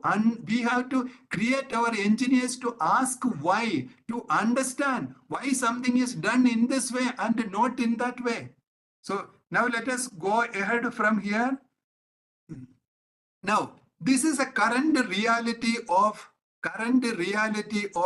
Bloom's taxonomy capability level. This is a survey conducted across India. Now you will see like that 94% of our graduates are confused graduates. After studying 3 years or 4 years or 7 years, they are not interested in not even one subject. I will tell you, BTech mechanical engineering has got some 52 to 54 subjects. And out of this, they are not interested in even one. This is the 94%. They are in the Bloom's remember level. They are not interested in anything. Do you know the consequences of that? They all go home. They fight at home. They don't feel like, they don't have self-esteem. They want to study more and more. And they want to go to Australia, Germany, America, anywhere. They force their parents to sell properties and they go to those places without even having an interest in any subject or with a capability to understand anything from a German or an Australian. This is the type of, this is a law and order family issue. This 94% of Bloom's remember people in India. This is the tragedy of education system. Now, second thing is 3.7% of graduates are average graduates, means they are in the comprehension. Average graduates in the sense they understand something. You know, the companies like Infosys, Cognizant, TCS and all, they take people from this particular level because Infosys, Cognizant people, they don't need any big innovators there. What they need is understand and write, sit and write code. So people select from here. 1.5% of graduates are practical graduates. They are in the Bloom's taxonomy apply level. They are the best engineers one can get here in India. If you see like that in India, somebody is getting a big job, this thing and all, they are coming from here. Because why? Higher order thinking is not existing. Only 0.8% of India's graduates are in higher order thinking level. That means 1%, 1 out of 100. 1 out of 100. This is not enough for a country who wants to become a developed country in 2047. We have to change it. It means even in, I am not saying like that, even in USA, Japan, South Korea and all, everyone is in higher order thinking. At least 12% of people are in higher order thinking. That is enough. Even they are not, everyone is, this remember level is not 0. But they are only some 40 or 45% of people are in remember level. Means there are also people, but percentages are different. How we made it like this? This is the main issue here. And I am not sitting here to rant. I am sitting here with a solution. I am going to tell you how OBE can help, how this descriptors can help, and how AI can be a tool to do that. And for any university, any autonomous college, any senior teachers, faculty members, they are sitting here. Please note that this is the opportunity for them. If they are interested, if they are keen, this can be made in a reverse way and make a differentiation. You can give guarantee to the parents, by saying that I will take the responsibility for this, so that your student, your ward, when he or she goes exiting from this college, their situation will be different. Now, what is the implication of that type of a levels of Bloom's taxonomy on graduate attribute? I will show you here. These are all graduate attributes by graduate attributes of MBA. This engineering knowledge that is mapped to Bloom's learning objective apply. Problem analysis, it is on evaluate. Design development of solution, it is on creation. Conduct investigation of complex problem, evaluate. So all graduate attributes are mapped against another Bloom's learning objective, and you are putting the percentage of this. You know the tragedy of this, we are getting only maximum 1.5% of our students are actually attaining graduate attributes. And when we say like that, in National Higher Education Quality Framework descriptor level 6, when we take that descriptor level, its main thing is coming from this 12 graduate attributes. So when these 12 graduate attributes are 1.5, we can assume that 1.5% of our students only can attain those descriptors. That is not enough. Any institution which is determined to change this status, they can be different and they will shine and they will do better. Now you see this. This is the screenshot I have taken from NDTV. This student, she went to Canada, and in Canadian TV she said, it was my dream to leave India. Should we live in such a situation? We have to definitely change. So before I go further, I wanted to show you why foreign university syllabi don't produce the same result in India. Many universities I have seen, they are all saying that. They are all saying that we are following this this university syllabus. This we are following this university's syllabus, that university's syllabus. At the same time, please understand why are we not getting the same result here? I will show you why.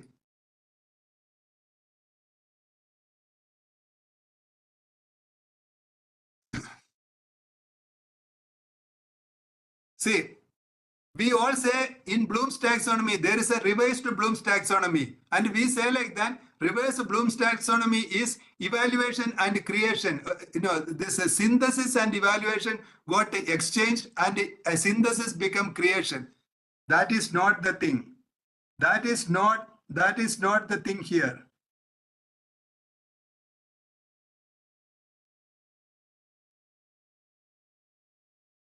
That is not the thing here. I will show you. What they did in the revised Bloom's taxonomy is they said that knowledge cannot be said in one set of verbs. Knowledge has got different layers. There are different type of knowledge. So they made separated knowledge into 4. That is what the real thing of Bloom's taxonomy. And I will show you another thing also here. We do not define knowledge because quiz they take it as a knowledge. Spell bee they take it as knowledge. These are all not knowledge. See here. This I took a photograph from Times of India. Armed with knowledge, quizards from 32,000 school starter barriers. These are all publicity because quiz and spell bees are not knowledge. That is the reason they are not contributing anything to the world. I will show you here exactly in 4 layers of knowledge. That is, first layer of knowledge is factual knowledge. That is knowledge of terminology, knowledge of specific details and elements. That is the lowest level of knowledge, factual knowledge. Second level of knowledge is conceptual knowledge. That is knowledge of classification and categories, knowledge of principles and generalization, knowledge of theories, models and structure. This is what conceptual knowledge. Third level of knowledge is procedural knowledge. That is knowledge of subject-specific skills and algorithms, knowledge of subject-specific techniques and methods, knowledge of criteria for determining when to use appropriate procedure. This is what the third level of procedure. And the most important level is the third level of knowledge. Most important thing is the strategy, metacognitive knowledge level. That is strategic knowledge. That is knowledge about cognitive tasks, including appropriate contextual and conditional knowledge, self-knowledge. Now I will show you why, because this is going to be very important for you, very important for you for teaching, very important for you for thinking about AI in teaching. For example, what to use. I am going to show you about that. See, remember factual is reciting a list. Remember conceptual is recognizing, because conceptual is knowledge of classification and categories, knowledge of principles and generalization, knowledge of theories, models and structure. Remember procedure, recall. Remember metacognitive, identify. Comprehend factual, summarize. Comprehend conceptual, classify. Comprehend procedural, demonstrate. Comprehend metacognitive, understand. This is an important point. See, earlier Bloom's taxonomy, comprehend, they used to say understand. It is not. Comprehension at metacognitive level is understand. So understanding is a complex process. Understand is a difficult process because of this. Comprehend, metacognitive is understand. Demonstrate, classify, summarize are lower thing. It is not understand. Similarly, apply factual, employ. Apply conceptual, provide. Apply procedural, carry out. Apply metacognitive, use. When we say use, it's a very powerful word. Therefore, apply metacognitive is use. Analyze factual is deconstruct. It's a very important thing. Analyze conceptual is investigate. Analyze procedural is discover. When we say somebody, They are through analysis. They did the procedure. So it is becoming discover. You take anything, whether somebody discovered America or they somebody discovered something because it was existing and it was an analysis and procedure. Similarly, analysis, metacognitive, separate, evaluate, factual, critique, evaluate, conceptual, modify, evaluate, procedural, judge, evaluate, metacognitive, decide, decision making. Decision making. See, all important things are happening in metacognitive level, but we are not teaching in metacognitive level. That is the main thing. That is the reason we are not able to reach. Why we are remaining in the lowest level. So create, factual, produce. So when somebody says that we produce means we are saying we are producing iPhone in India because it is a factual, means everything is written, flowchart is given, procedure, SOPs are given, then we are making. There is nothing metacognitive involved in this. That is the reason we are not able to create another phone here in India, even after making some 6 or 7 models of iPhone here. That is the reason we are not able to replicate whatever OnePlus or Vivo or Oppo or those people did in China. We are not able to replicate and create conceptual, generate. Now you understand where is ChatGPT. ChatGPT is lying here on Bloom's taxonomy. That is creating conceptual. That is what called generation. I repeat here, creating conceptual, knowledge of classifications and categories, knowledge of principles and generalization, knowledge of theories, models and structure. In this way it is doing generate. Now you see, create procedure. That is what design. Design, create procedure. Means we are using procedural to creative level. That is what design. Now you see the most important thing. Create, metacognitive is create.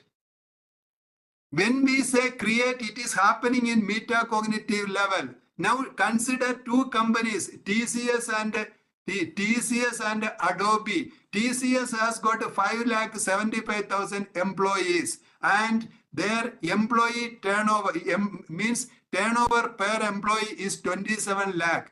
But and TCS is working on software for the last 40-45 years, not developed another language, not contributed much or anything to the body of knowledge called information technology. But at the same time, you see the company like Adobe, they created Photoshop, they created Adobe Premiere, they created After Effects, they created our PDF, they created all these things. They have got only 12,500 employees in the world. And their each employee is creating something around 40 crore rupees per employee. So this is what, when we are raising our level, where we stand and where we go. Now, how to do like this? See here, if you are seeing, I have given 3 colors here. These are all blue color. Here there is yellow color. Here there is a pink color. I will show you why I gave different colors.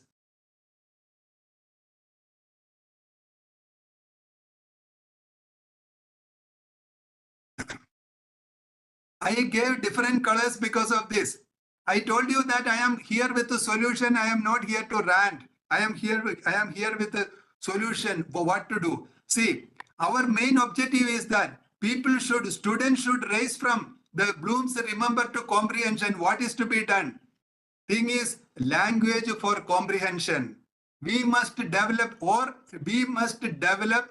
the literacy for developing insight. Literacy for developing insight.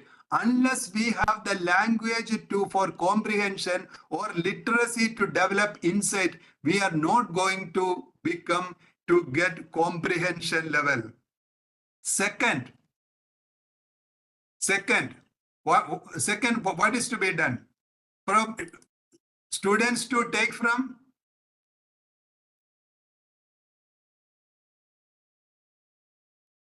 second.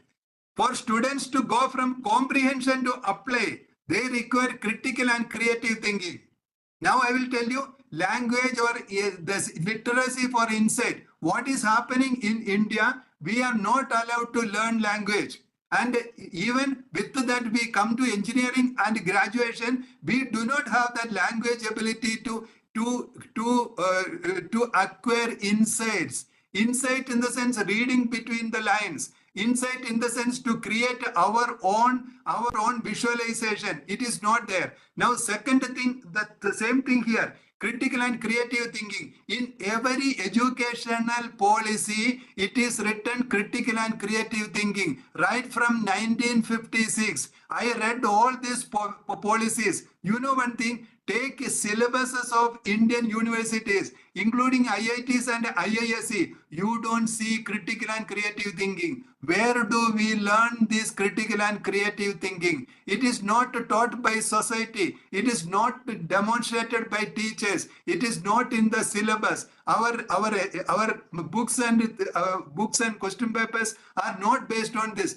Then from where are we going to learn this? We need critical and creative thinking. Then the important thing is idea exposure and worldview. There is nothing called outside the box. Everything is inside the box. Whatever we observe, whatever we read, whatever we watched, these are all remaining as dots in our brain. You know Steve Jobs, he is the most creative CEO the world has ever seen. And his definition of creativity is like this.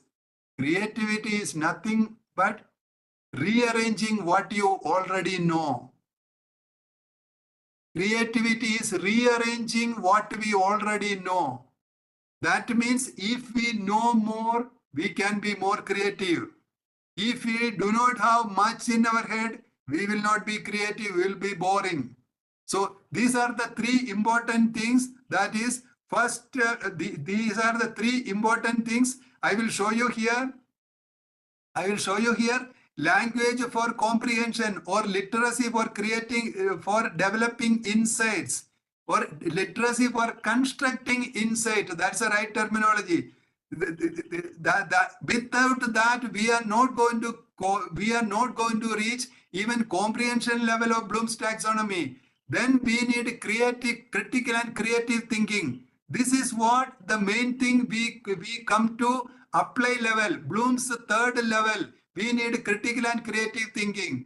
Then we are going to idea exposure and worldview. Idea exposure and worldview. For this purpose, we need these three steps. These three steps are going to determine the future of the students, the future of our society, the future of our country, and the future of the way we are all going to live and die. Now, whatever I said, these are the principles of Lev Vygotsky. His learning theories are taught from east to west in every countries, including Russia and North Korea. And the thing is that I am speaking to you from Pune, from Maharashtra. I was teaching my niece for her 12th standard Maharashtra board examination. In the textbooks, in the beginning, they have written, we are following Lev Vygotsky's social cognitive constructivism. I was very happy because they created the textbooks like that. But you know what? Rest of the thing in higher education, no theory is followed. So this is the main thing. We need language for comprehension, critical and creative thinking,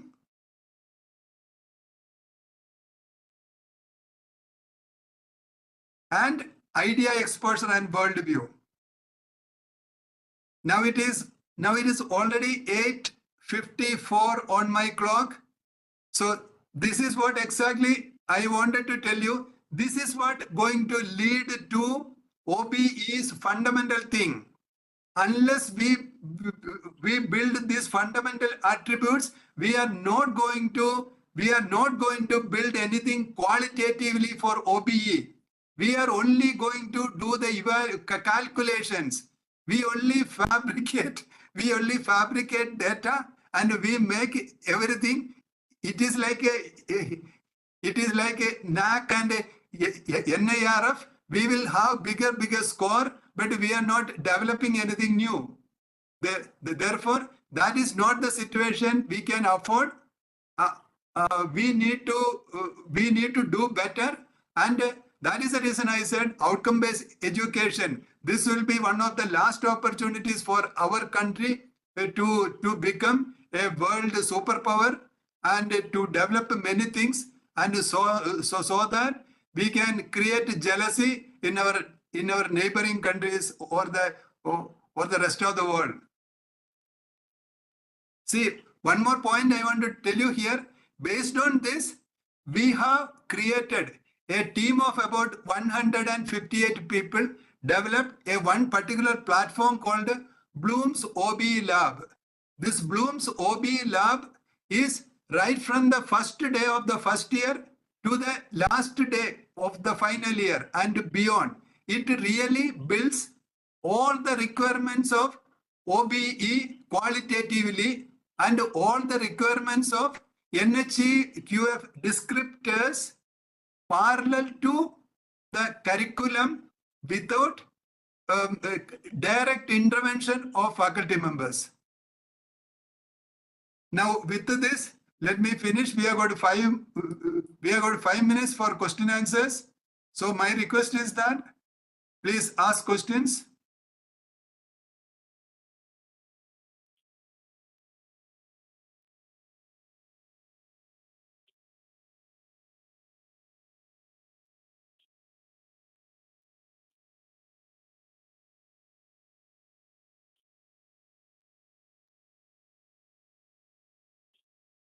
If you have any questions for Dr. Suresh Nambudiri, please post it in the chat and so we'll take it.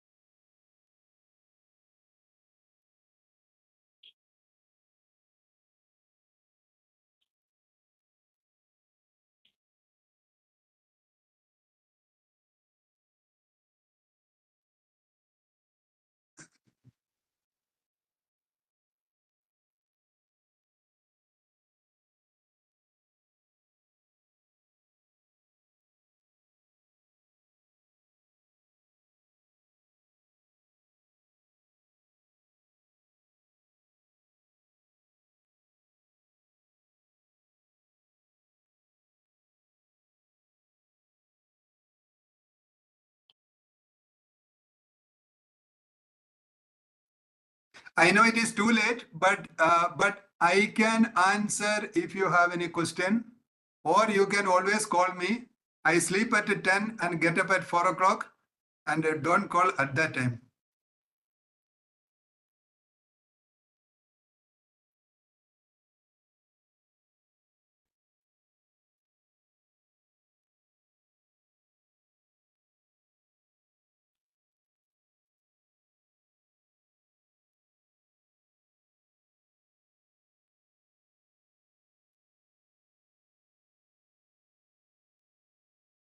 There's one question. So, is there any authority which is looking after OB properly following or not anywhere?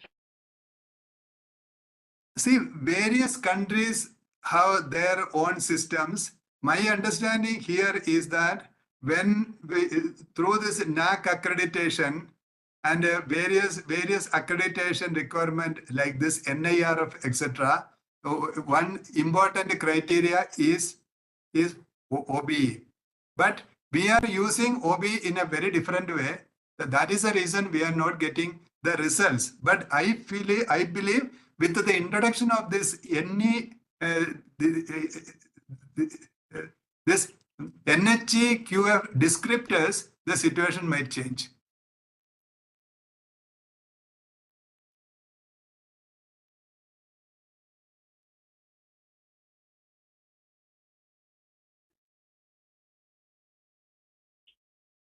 Okay, there is a question. There's a question from Usharani madam. I request you to provide me with the list of AI tools used in research. Ma'am, this list of AI tools for research, it is there on LMS. So please, please refer that. If you are not getting, please call me. Please call me. I will give you.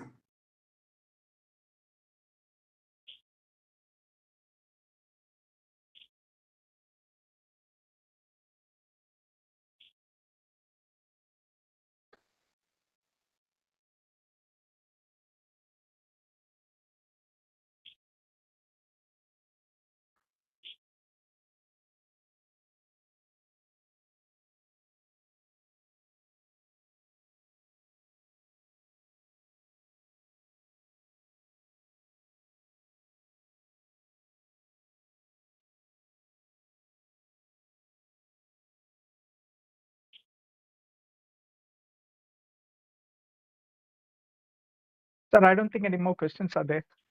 Okay. Okay, then. Thanks a lot. Thank you, Sijin sir.